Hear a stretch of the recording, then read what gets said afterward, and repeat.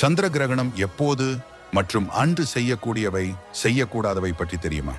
சூரியனுக்கும் சந்திரனுக்கும் இடையில் பூமி நேர்கோட்டில் வரும்போது பூமியின் நிழல் சந்திரனை மறைக்கும் வானியல் நிகழ்வே சந்திர கிரகணம் ஆகும். இது பௌர்ணமி நாட்களில் மட்டுமே நிகழும்.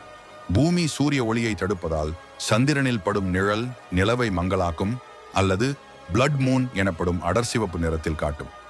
2026ஆம் ஆண்டு சந்திர கிரகணம் மார்ச் மாதம் 3ஆம் தேதி செவ்வாய்க்கிழமை மாலை 4:34 முதல் இரவு 6:47 வரை நீடிக்கின்றது.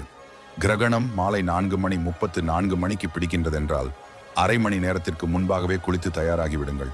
பின்னர் இந்த கிரகண நேரத்தில் நாம் என்ன நினைக்கின்றோமோ அதை வேண்டி இறைவனிடம் பிரார்த்திக்க வேண்டும். அனைவரும் நன்றாக இருக்க வேண்டும் என வேண்டிக் கொள்ளுங்கள். மறக்காமல் சிவபஞ்சாட்சர மந்திர ஜெபம் செய்யுங்கள். அல்லது ஒரு நோட்டில் கிரகணம் முடியும் வரை ஸ்ரீ ராம ஜெயம் எழுதுங்கள். ஏனென்றால் ராமநாமம் இருக்கும் இடத்தில் அனுமன் இருப்பார். அனுமன் இருக்கும் இடத்தில் நவகிரகங்களால் ஏற்படும் பிரச்சனைகள் அண்டாது. கிரகணத்தின் போது உணவு அருந்துதல் மற்றும் நீர் குடிப்பதை தவிர்க்க வேண்டும். பயணிப்பதை தவிர்க்க வேண்டும்.